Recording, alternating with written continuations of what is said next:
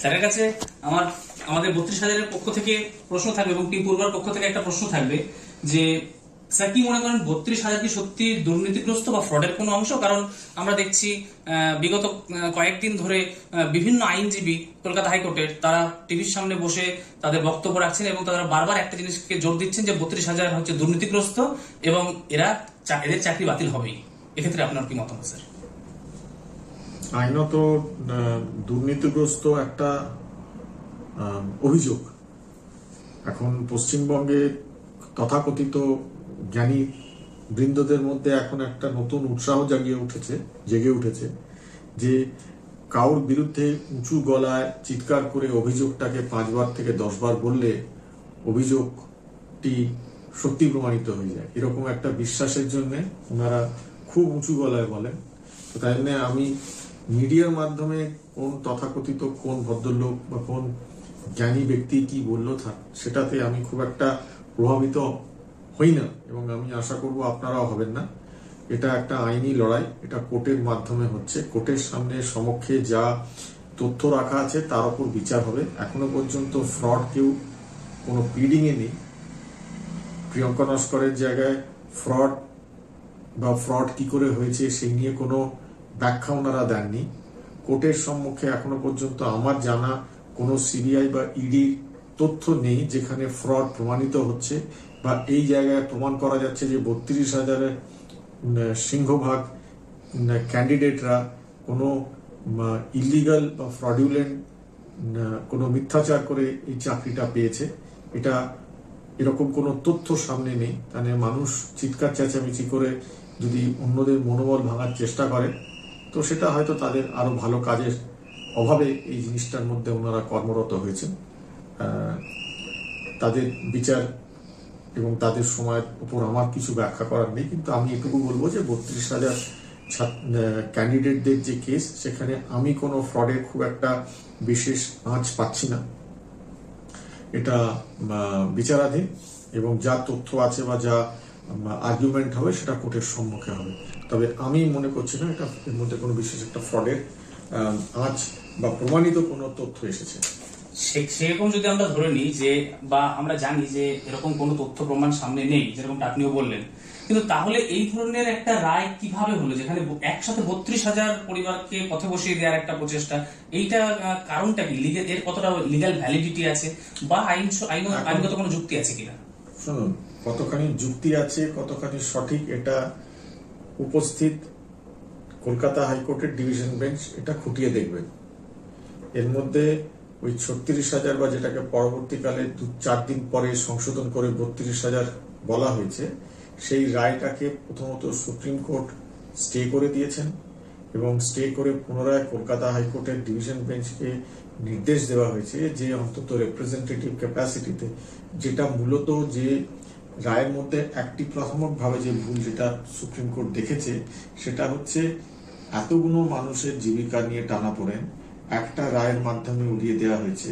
তাদের একবারও একজনকেও জিজ্ঞাসাবাদ করা হয়নি যে তার ব্যক্তিগত কি মতামত বা তার কি রায়, সে তার অভিযোগটাকে স্বীকার করছে কি, অভিযোগের বিরুদ্ধে তার কি বলার আছে।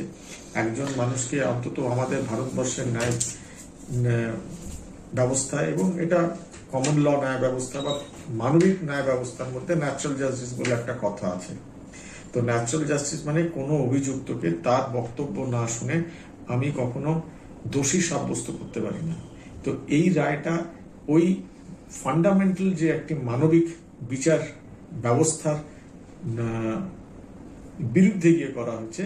সুপ্রিম কোর্ট বলেছে তোমাকে অন্তত কিছু লোকের কথা শুনতে হবে। 36,000 কি না পেলে 32,000 প্রত্যেকটি ব্যক্তি না হলে অন্তত রিপ্রেজেন্টেটিভ ক্যাপাসিটিতে তোমার শোনা উচিত ছিল এবং তাই জন্য শুনবে। তো প্রাথমিকভাবে সিঙ্গেল জাজের অর্ডারটা ওইখানে ভুল। দ্বিতীয়ত হচ্ছে ওটা কতখানি সঠিক তার জন্য সুপ্রিম কোর্ট স্টে করে দিয়েছে, বলেছে যতক্ষণ না এই বিচার হচ্ছে যে ওই অর্ডারটা ঠিক কি ঠিক নয় ততক্ষণ স্টে থাকবে। এর মধ্যে শিক্ষা পর্ষদ একটি খুব সুন্দর আর্গুমেন্ট দিয়েছিলেন সুপ্রিম কোর্টে যে এখানে 3 মাসের একটা সময় বেঁধে দেওয়া হয়েছিল যে নতুন রিক্রুটমেন্ট প্রসেসটাকে পুনরায় করার জন্য। তো তখন শিক্ষা পর্ষদ বলেছিল যে যদি আমরা ধরুন আমরা নতুন রিক্রুটমেন্ট প্রসেসটা করলাম, কিন্তু তারপরে দেখা গেল যে প্রাথমিক ওই প্রথম রায়টা ভুল ছিল, তখন কি করা হবে? তো সুপ্রিম কোর্ট এই যুক্তিটাকেও মেনেছে এবং তাই জন্য স্টে দিয়েছে। তো তার মানে সুপ্রিম কোর্টও বিশ্বাস করে না যে রায়টা পরিপূর্ণভাবে সঠিক। Exactly sir.